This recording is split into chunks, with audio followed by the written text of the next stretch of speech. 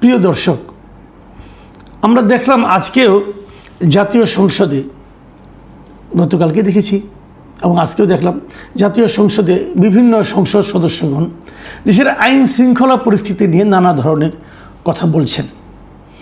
আইন শৃঙ্খলা পরিস্থিতি নিয়ে উদ্বেগ এর আগে সাধারণ নাগরিকরাও কিন্তু প্রকাশ করেছে।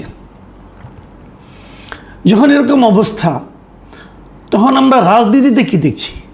আমার কাছে কেন যেন মনে হচ্ছে যে সরকারের যে আইন শৃঙ্খলা রক্ষাকারী বাহিনী, এরা যতটা না অপরাধ দমনে সক্রিয়, অপরাধ দমনে যতটা সচেষ্ট, তার চেয়ে তারা বেশি ব্যস্ত আছে বিরোধী রাজনৈতিক মতকে দমন করার জন্য, বিরোধী রাজনৈতিক দলগুলোকে দমন করার জন্য।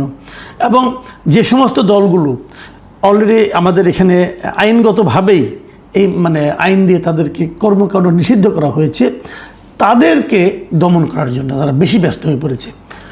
তারা যদি আইন ভাঙে, দমন তো করতেই হবে, এতে আমার কোনো বক্তব্য নেই। কিন্তু আমার প্রশ্নটা হলো, যেমন আওয়ামী লীগের রাজনৈতিক কর্মকাণ্ড নিষিদ্ধ করা হয়েছে, স্থগিত রাখা হয়েছে কেন? যে তাদেরকে বলা হয়েছে যে তোমাদেরকে বিচার করা হবে, যতদিন বিচার চলবে ততদিন তোমরা কোনো পলিটিক্যাল অ্যাক্টিভিটিস করতে পারবা না। এখন যদি বিচার এখনো শুরুই হয় নাই, এই বিচার যদি আরও 10 বছর চলে, তাহলে 10 বছর কি আওয়ামী লীগের যারা কর্মী সমর্থক আছেন তারা কথা বলতে পারবেন না? তারা তাদের রাজনৈতিক মতাদর্শের কথা বলতে পারবেন না?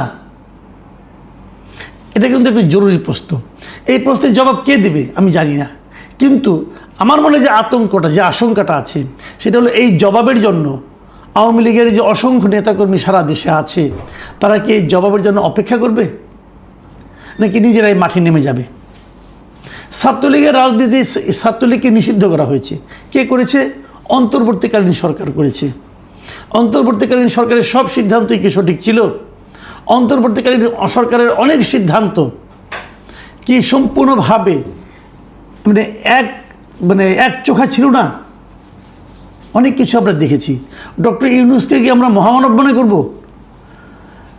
তারাই যে সিদ্ধান্তগুলি নিয়েছেন, এখন সেটাকে আপনি পারবেন? তার হচ্ছে বড় কথা, আপনি কি পারবেন? সে আলোচনাটা আমি আজকে একটু করতে চাই। দেখেন, আমি জুন মাসের কয়েকটা ঘটনা বলি।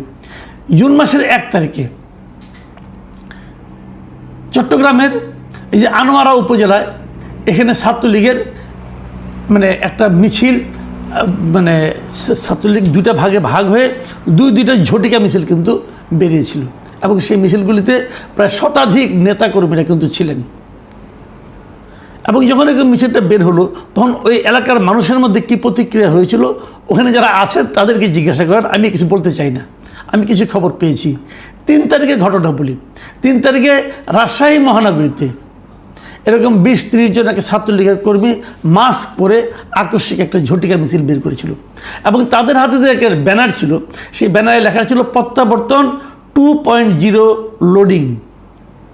তারা শেখ হাসিনা প্রত্যাবর্তনের কথা বলছিল, যে প্রত্যাবর্তন, শেখ হাসিনা ফিরবেন। আগে একবার প্রত্যাবর্তন করেছিলেন জিয়ার আমলে, আর পরে আরেকবার প্রত্যাবর্তন, এই জন্য 2.0 এবং তারা শেখ হাসিনা প্রত্যাবর্তন করবে, সেটাকে লোডিং হচ্ছে, এই ধরনের কথা তারা বলেছিল। এবং একটা ঝটিকা মিছিল ছিল, মুখে মাস্ক পরা ছিল, পুলিশ কাউকে গ্রেপ্তারও করতে পারেনি।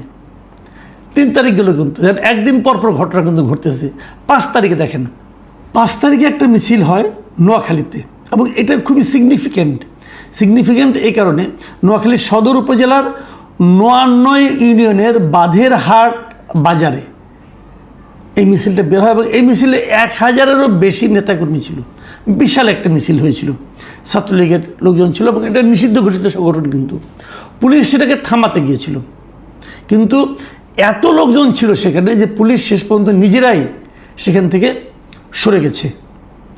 তো এখন এইটা কিন্তু পুলিশ চেষ্টা করেও থামাতে পারেনি, এটা কিন্তু মাথায় রাখবেন। এই 5 তারিখে আবার আরও একটা মিছিল হয়েছিল চট্টগ্রামের বারিক বিল্ডিং এলাকার সামনে। মাথায় সাদা কাপড় বেঁধে আওয়ামী লীগ, যুবলীগ ও ছাত্রলীগের কর্মীরা একটা আকস্মিক মিছিল বের করে। পরের দিন গোয়েন্দা পুলিশ এখান থেকে বেশ কয়েকজন, প্রায় 13 জন নেতাকর্মীকে গ্রেপ্তারও করে। এই 5 তারিখেই আবার চট্টগ্রামের ফটিকছড়িতে একটি ধর্মীয় প্রতিষ্ঠানের রেস্ট হাউসে ছাত্রলীগের প্রায় শতাধিক নেতাকর্মী গোপনে বৈঠকও করে। এটা নিয়ে বেশি আলোচনায় কিন্তু এর মধ্যে হয়েছে। তবে পুলিশ তাদের মধ্যে মামলা করছে, কিন্তু পুলিশ যাওয়ার আগে তারা সেখান থেকে পালিয়ে গেছে। সর্বশেষ 7 তারিখে কুমিল্লা সদর দক্ষিণ উপজেলায় ঢাকা চট্টগ্রাম মহাসড়কে এই নিষিদ্ধ ঘোষিত সংগঠন ছাত্রলীগের একটা ঝটিকা মিছিল হয়। সেখানেও কিন্তু নোয়াখালীর মতো এখানে অবশ্য পুলিশ অতটা নিষ্ক্রিয় ছিল না, তারা ধাওয়া দিয়ে 45 জনকে আটক করে। তারপরে তাদের বিরুদ্ধে অনেকের বিরুদ্ধে মামলা টামলা হয়। আমি এই ঘটনাগুলি বললাম কেন, দেখেন এই প্রত্যেকটা জায়গায় পুলিশকে কিন্তু ব্যস্ত থাকতে হয়েছে এদের মিছিল থামানোর জন্য, এদেরকে গ্রেপ্তারের জন্য, এদের বিরুদ্ধে মামলা করার জন্য। এবং এটা যেটা হচ্ছে, এই যে কেউ জয় বাংলা বললো, কেউ জয় বাংলায় লেখলো, তার বিরুদ্ধে মামলা করতে হবে, তাকে ধরতে হবে, তাকে ধরে শাস্তির আওতায় আনতে হবে, জেলখানায় পড়তে হবে। এইগুলি যদি আপনারা করতে থাকেন, এগুলি নিশ্চয়ই জরুরি, নাহলে আপনারা কী কারণে করছেন। কিন্তু আমার কথাটা হলো, সাধারণ মানুষ কিন্তু অন্যভাবে জিনিসটাকে দেখবে। সাধারণ মানুষ বলবে যে তুমি একটা রাজনৈতিক দলকে কেন দমন করছো, তুমি আমাদের অপরাধীকে ধরো। এই ছাত্রলীগের মিছিল অথবা ওরা একটা মিটিং করতেছিল, এগুলো সাধারণ মানুষের জীবনকে কিন্তু ক্ষতিগ্রস্ত করে না। হয়তো আপনি বলবেন এটা দীর্ঘমেয়াদে করে, হ্যাঁ হয়তো করে, আপনারা মনে করতেছেন বলে করে। এটা তো আপনারা মনে করতেছেন, ডক্টর ইউনূসের সরকার মনে করেছিল করবে। আমরা শুরু থেকেই বলছি যে জুলাই আন্দোলন যেটা হয়েছিল 2024-এ, সেই আন্দোলনে যাদের বিরুদ্ধে অভিযোগ আছে প্রত্যেকের বিরুদ্ধে আপনারা মামলা করেন, প্রত্যেকের বিরুদ্ধে মামলা করেন, কোনো সমস্যা নাই। সরকারি যতজন মন্ত্রী ছিল প্রত্যেকটা মন্ত্রীর বিরুদ্ধে মামলা করেন। আওয়ামী লীগের সেন্ট্রাল কমিটির যারা ছিল তাদের বিরুদ্ধে মামলা করেন। এমনকি জেলা কমিটিতে, উপজেলা কমিটিতে যারা ছিল তাদের বিরুদ্ধে মামলা করেন, কোনো সমস্যা নাই। এমনকি এর বাইরে যদি কেউ সরাসরি যুক্ত ছিল বলে প্রমাণ পাওয়া যায়, অভিযোগ থাকে, তার বিরুদ্ধেও মামলা করেন এবং প্রত্যেকের বিচার করেন, দৃষ্টান্তমূলক শাস্তি দেন, কোনো আপত্তি নাই। কিন্তু যখন আপনি পুরো সংগঠনটাকে নিষিদ্ধ করে দেন, তাহলে সংগঠনে যে এদের বাইরেও যে অগণিত লোক আছে, বিচ্ছিন্নভাবে আছে, তাদেরকে আপনারা কীভাবে থামাতে চাচ্ছেন, কোন বিবেচনায় থামাতে চাচ্ছেন, গণতন্ত্রের কোন ধারায়, গণতন্ত্রের কোন দৃষ্টিভঙ্গিতে, কোন মাপকাঠিতে তাদেরকে আপনারা থামাতে চাচ্ছেন। এবং সেটা থামানো কিন্তু সম্ভব না। আমি আগেও বলেছি, এটা যত দিন যাবে তত এটা বাড়তে থাকবে। কিন্তু কোনো একটা কারণে সরকারের উপর যদি কেউ ক্ষুব্ধ হয়, ওদের সঙ্গে যে যুক্ত হবে। কোনো একটা কারণে জামাত এনসিপি দ্বারা যদি ক্ষতিগ্রস্ত হয়, ওদের সঙ্গে যে যুক্ত হবে। এটাই নিয়ম, কারণ ওদেরকে আপনারা নিষিদ্ধ করে রেখেছেন।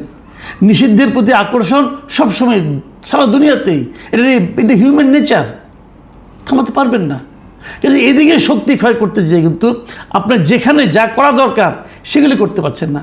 আইন শৃঙ্খলা নিয়ন্ত্রণ করতে পারছেন না, মবকে নিয়ন্ত্রণ করতে পারছেন না, ধর্ষণকে নিয়ন্ত্রণ করতে পারছেন না। ওদিকে তো আপনাদের নজর দিতে হবে।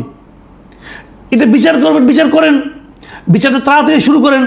বিচারে যে রায় হয়, যদি বিচারের রায় একবার হয়ে যায়, তখন তো সাধারণ মানুষের মধ্যে কিন্তু এটা একটা ইতিবাচক প্রভাব ফেলবে। মানুষ বলবে যে তোমাকে বিচারিকভাবে তোমাকে নিষিদ্ধ করা হয়েছে, তখন আপনি এটার একটা নৈতিক ভিত্তি তৈরি হয়। কিন্তু একটা কালো আইন দিয়ে আপনি নিষিদ্ধ করে তাদেরকে কিছু করতে দেবেন না, এবং আমাদের টাকায় পালিত যে আইন শৃঙ্খলা বাহিনী, পুলিশ বাহিনী, তাদেরকে আপনি ব্যস্ত রাখবেন এদেরকে দমনের জন্য, এটা কিন্তু সাধারণ মানুষ দীর্ঘদিন ভালোভাবে নেবে না। আমি মনে করি রাজনীতিতে কখনোই আমরা অতীত ইতিহাসেও দেখেছি, নিষিদ্ধ করে কোনো রাজনৈতিক আদর্শকে শেষ করা যায় না। রাজনৈতিক আদর্শকে শেষ করতে হলে সেটা জনগণের হাতে ছেড়ে দিতে হয়। জনগণের কাছে ক্লিয়ার করতে হয় এই দলটা কেন জনগণের পক্ষে নয়, তখন জনগণই তাদেরকে প্রত্যাখ্যান করে। সেই কাজটা যত দ্রুত সরকার শুরু করবে, আমি মনে করি ততই মঙ্গল। আর যদি শুরু না করে, তাহলে দেখবেন যে এই ধরনের ঘটনার ফ্রিকোয়েন্সি আগামীতে আরও বাড়তে থাকবে। এটা আমি আশঙ্কা করছি। এই আশঙ্কা বাস্তবায়িত না হোক সেটাই প্রার্থনা করি, কিন্তু এটা আসলে অবধারিত। প্রিয় দর্শক, এখন এ পর্যন্তই। আল্লাহ হাফিজ।